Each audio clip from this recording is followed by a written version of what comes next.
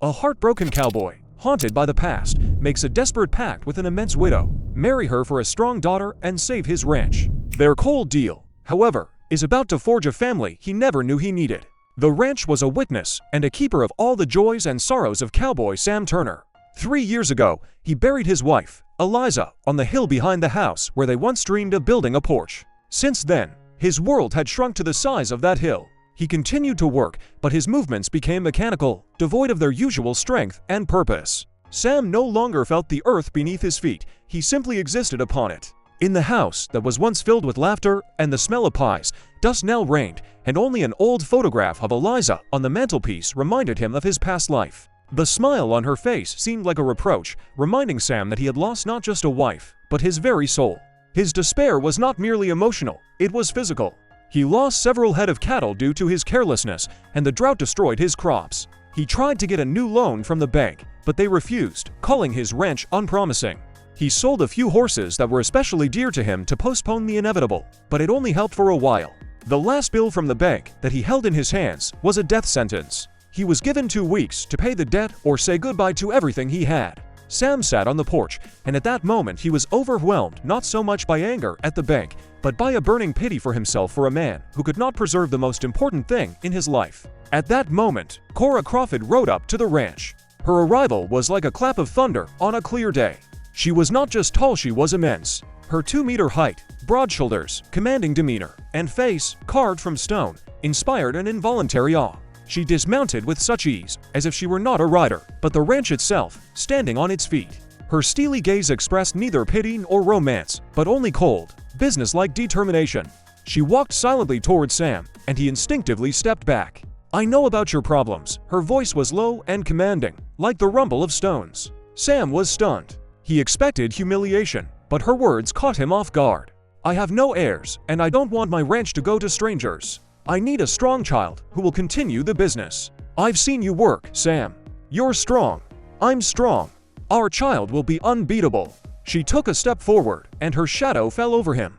"Marry me, Sam. I'll buy out your debt, save your ranch. And in return, I'll give you the strong daughter you need." Sam couldn't believe his ears. His mind was a mix of rage, pain, and resentment. He felt that this offer was an insult to Eliza's memory, to his last bit of pride. He jumped up, throwing the bank's notice to the ground. "Never!" he cried out, his voice trembling. "I'd rather lose everything than sell my life for a deal. I was married once, and I'll never marry again. Get out of here." Cora didn't react to his outburst. Her face remained stony. She simply bent down, picked up the notice, and placed it on the porch railing. "I'm not thinking anything, Sam. I'm seeing. You sold your life 3 years ago when you stopped living. I'm giving you a chance to start over. 2 weeks is a lot, but time is running out. When you're ready for salvation, I'll be waiting." With those words, she turned, mounted her horse, and rode away, leaving Sam alone with his pride and despair. A week passed. Sam worked to the point of exhaustion, trying to find a way out, but it was useless. His desperate attempts were like fighting windmills. On the appointed day, 2 men in expensive suits rode up to the ranch. They were representatives of the bank. They inspected the ranch, and their cold, indifferent gazes seemed like a death sentence. When one of them began to hang an eviction notice on the door, Sam tried to stop him, but he was held back. "You have no time left, Mr. Turner," the second man said. "We'll be moving out your livestock in an hour." At that moment, nothing was left in Sam's soul but fear. The fear of losing the little that remained of Eliza, this house, this land. He felt like he was not a man, but a plaything in the hands of fate. It was at that moment that Cora rode up to the ranch again. She watched the scene unfold in silence. Sam, broken and humiliated, looked at her. There was no contempt in her gaze, only practicality. He realized that Cora wasn't just offering a deal, she was offering life. Her proposal was a desperate bargain, frightening and completely devoid of emotion, but in it, Sam saw the only chance for salvation, not only for the ranch, but for himself. He slowly nodded, and his voice was quiet but firm. "I agree." Their wedding was as pragmatic as the proposal itself. No grand celebration, no guests, no music. Just a lawyer from the town and signatures on a document that bound not their destinies, but their ranches. Cora didn't bring a dowry with her, she was the dowry. Her strength and determination now belonged to this land, and her money, which had paid off Sam's debts, became their common foundation. They lived under one roof, but between them was an invisible wall, woven from unspoken resentments, grief, and mistrust. They didn't talk about feelings or exchange affection.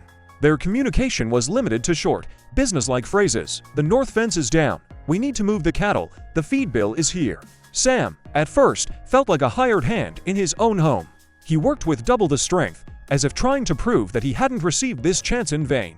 He saw Cora working alongside him, asking for no favors. Her immense hands, which seemed like they could break a tree, with the same ease fixed a broken gate and carried heavy bags of grain. Sam watched her, and his initial dislike gradually turned into respect. He saw that Cora was not just an owner, she was a part of this land, its flesh and blood. One night, a storm broke. Rain lashed at the roof, and the wind tore branches from the trees. Sam, who had long been sleeping in a separate room, woke up to a crash. He ran outside and saw Cora, in just a work shirt, trying to herd the frightened cattle into the barn. She was alone against the elements. Without a second thought, he grabbed his coat and joined her. They worked side by side, their movements synchronized, and for the first time in a long while, Sam felt he wasn't alone. When they finally got the last cow inside, Cora turned to him. Her hair was soaked, and there was not fear on her face, but the satisfaction of a job well done.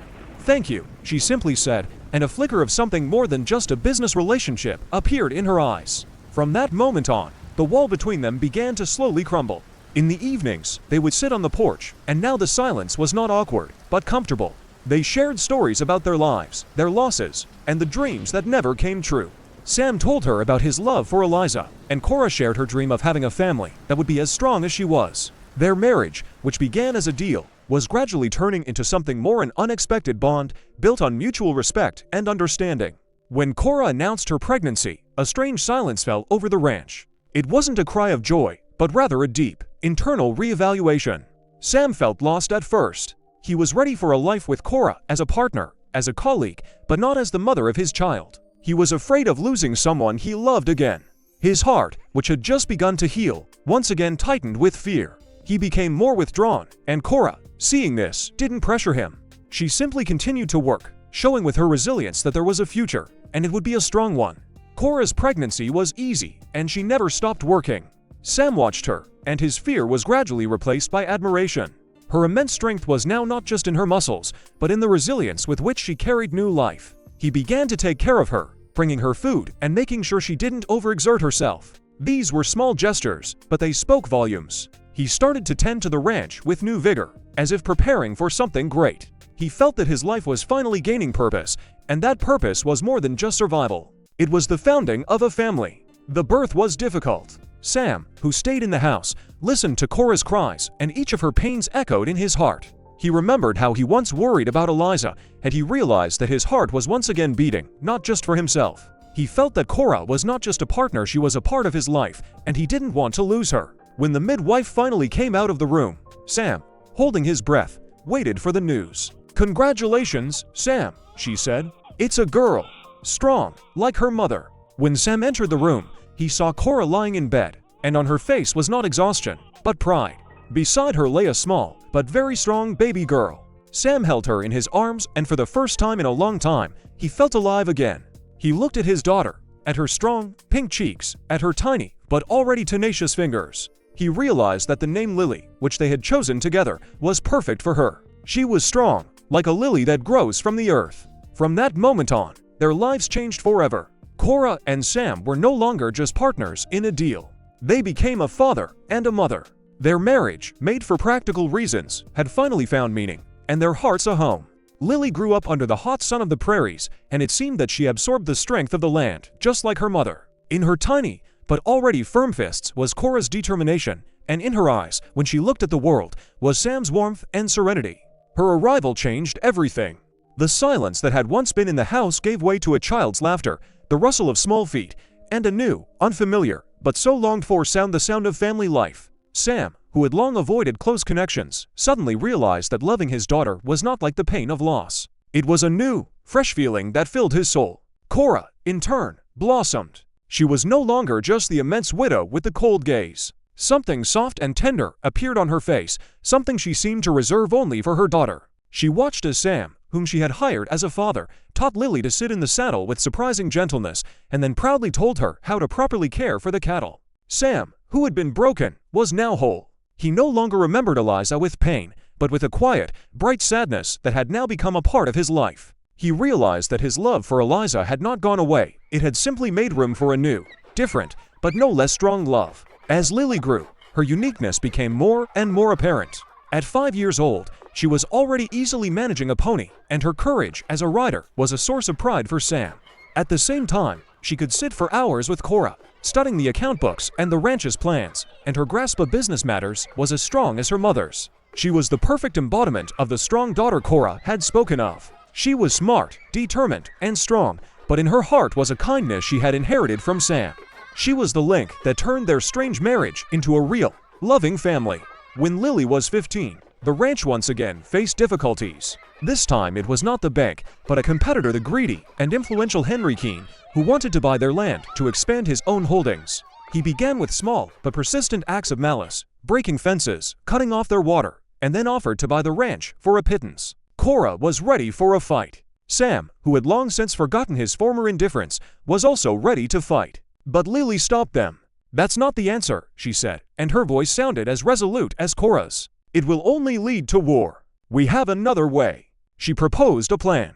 She showed them a map on which she had marked all the weak points in Keene's business. "He's to spread out," Lily explained. "He can't control everything.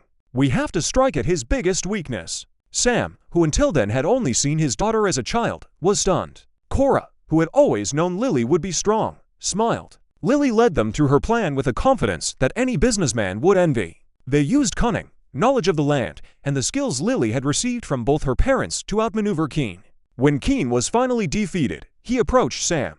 "Your daughter, she's not a person. She's a devil in a dress," he said with admiration mixed with fury. "No," Sam replied, his voice full of pride. "She's my daughter, and she's the best thing that ever happened in my life." When they sat on the porch that evening, Sam looked at Cora and Lily, who were discussing how best to manage the new piece of land. He realized that his life, which had once been empty, was now full. He had not just saved the ranch he had found what he had always been looking for: a family.